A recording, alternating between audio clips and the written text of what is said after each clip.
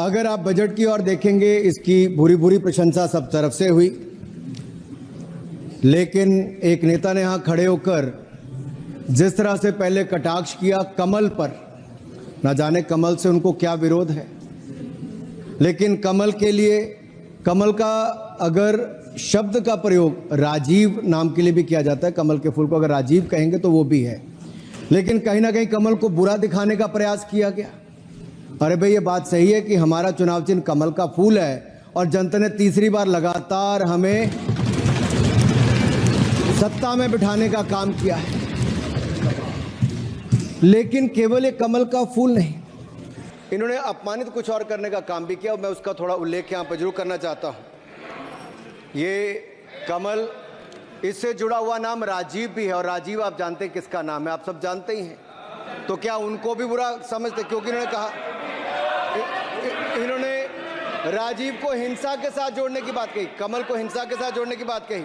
लेकिन मैं कहना चाहता हूँ, माँ लक्ष्मी का आसन भी कमल है, हमारा राष्ट्र पुष्प भी कमल है, और जिस पद्मासन मुद्रा में सिंधु सभ्यता में भगवान शिव की पशुपति नाथ के रूप में मूर्ति मिली थी, लोकमान्य तिलक पद्मासन मुद्रा में ही समाधिलीन हुए थे।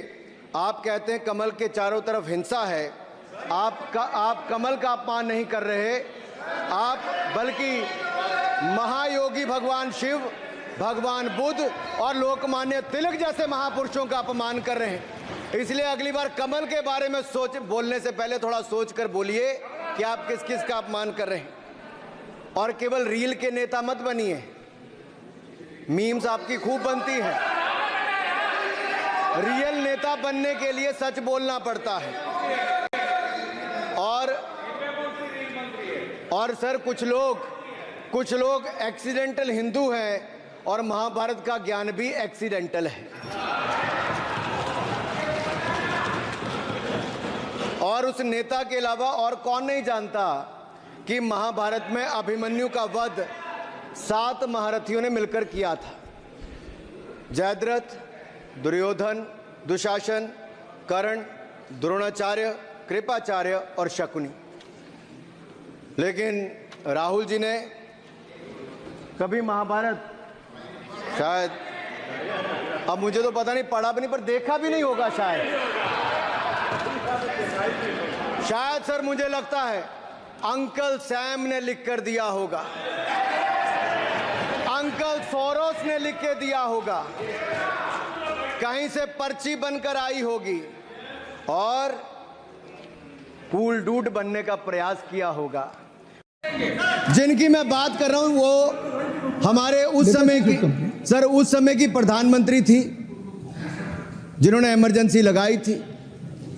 एक नेता की स्वर्गीय दादी जी भी हैं, और मैं उनके नाम के आगे प्रियदर्शिनी भी लिखा जाता था, और उन्होंने इमरजेंसी लगाई थी।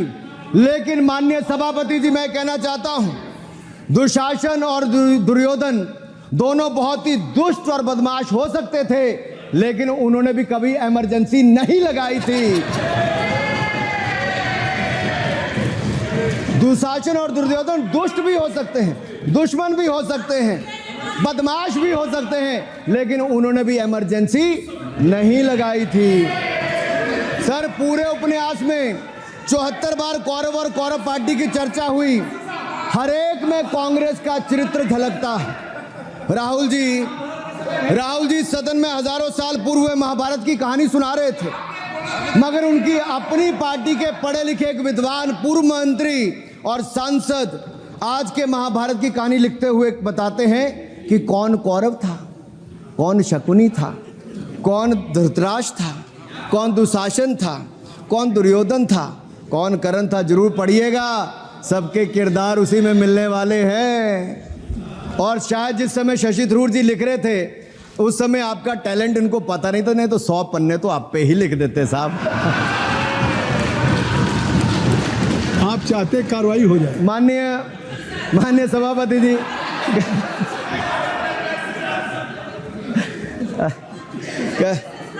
कल जब राहुल गांधी जी चक्रव्यूह पर कल जब राहुल गांधी चक्रव्यूह पर बहुत ज्ञान दे रहे थे तो पीछे दो लोग, कुमारी शैलजा जी और दीपेंद्र जी, बैठकर मुस्कुरा रहे थे। अब शायद राहुल जी वो पीछे हंस तो रहे थे, लेकिन आप एक बात जरूर कर लीजिए, चक्रव्यूह के परिप्रेक्ष्य में इन दोनों से बेहतर कौन बता सकता है हरियाणा के चुनाव आने वाले हैं। जान लीजिए कि कौन शकुनी है और कौन अभिमन्यु है, नहीं तो बहुत देर हो जाएगी। आपको एक और सुझाव है, और मैं इतना जरूर कहूंगा, आपने तो कई सारे चक्रव्यूह बनाने का काम किया सर, और जब उस समय किशोर अभिमन्यु पर कौरवों ने युद्ध नीति के विपरीत जाकर प्रहार किया था, तो मैं कुछ कहना चाहता हूं। इतने में पुत्र दुशासन ने पीछे सा था वार किया, निष्प्राण हुए एक गदा से सिर पर था प्रहार किया। मां धरती की गोद में वह आंख मूंद कर सो गया, अंबर का तेजस्वी तारा धूमकेतु सा खो गया। लेकिन कोई तारे का तेज फीका नहीं कर सकता, वीर गति पाकर अमर हुआ हो कभी नहीं मर सकता है। पुत्र सुभद्रा कुरुक्षेत्र में जिसकी अमर कहानी थी, 9 माह में सीखी विद्या जब 16 साल जवानी थी। अब उस अभिमन्यु को जिसने सारे चक्रव्यूह को तोड़ने का काम किया, मैं इतना ही कहूंगा, चक्रव्यूह का प्रसंग छेड़कर आपने अच्छा किया।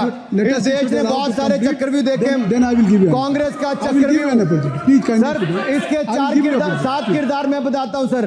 पहला कांग्रेस, दूसरा पंडित नेहरू, सर नाम लेने के लिए मना किया, मैं दूसरी तरह से बोलता हूं। पहला कांग्रेस, दूसरे पहले प्रधानमंत्री एनजी, फिर तीसरा किरदार आईजी पूर्व प्रधानमंत्री, चौथा RG1 उस समय के प्रधानमंत्री, 5वां SG, 6वां RG2 और 7वां आप सब जानते ही हैं। आप समझदार हैं, समझ गए होंगे सर। पहले चक्रव्यूह ने देश को विभाजन कराया, पहले चक्रव्यूह ने देश का विभाजन करवाया, और दूसरे जो एनजी, उन्होंने देश को कश्मीर की समस्या दी और चीनियों को भारत की भूमि सौगात में दी, चीनियों को भारत भूमि सौगात में दी सर। तीसरे चक्रव्यूह आईजी ने, पूर्व प्रधानमंत्री आईजी ने देश को आपातकाल दी, इमरजेंसी दी, और पंजाब में अशांति दी।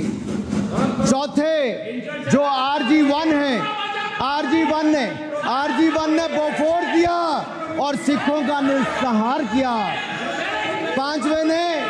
पांचवें जो ऐसी हैं, उन्होंने सनातन धर्म परंपरा के प्रति नफरत का नैरेटिव बनाया, 12 लाख करोड़ के घोटालों को संरक्षण प्रदान किया, देश की आर्थिक अर्थव्यवस्था को भंवर जाल में फंसाया। और छठे ठहरे आप, जिन्होंने पिछले 15 सालों में देश की राजनीति, संसदीय परंपरा और संस्कृति को इतना नुकसान पहुंचाया जितने कि ये बाकी 6 मिलकर चक्रव्यूह एक साथ मिलकर भी नहीं कर पाए। और रही 7वीं, उनका मैं नाम नहीं लूंगा, मैं इतना ही कहूंगा सभापति जी, 7 चक्रव्यूह ने मिलकर देश को गरीबी, भूखमरी, आतंकवाद, कट्टरवाद जैसे अनगिनत दुष्चक्रों में फंसा दिया था। देश को हमने इन आपके दुष्चक्रों से बचाया है, आजाद कराया, और माननीय प्रधानमंत्री मोदी जी के नेतृत्व में विकास रथ को आगे बढ़ाया। आज दुनिया में भारत को 5वीं बड़ी अर्थव्यवस्था बनाया।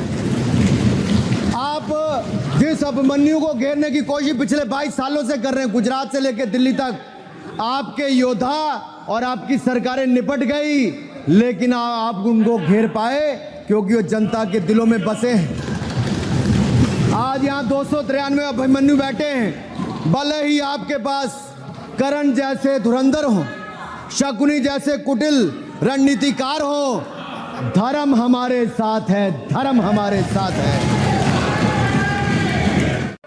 माननीय मंत्री रहे हैं, बड़े दल के नेता हैं, मंत्री रहे हैं, बड़ी बात कर रहे थे, मैं महाभारत, शकुनी, ये सब बातें कह रहे थे, दुर्योधन तक यहाँ ले आई है। मैं केवल सभापति महोदय इनसे ये पूछना चाहता हूँ, आपने जाति कैसे पूछ ली है बताइए बस। आप जाति कैसे पूछ सकते हैं? आप पता है जाति कैसे पूछ सकते हैं आप?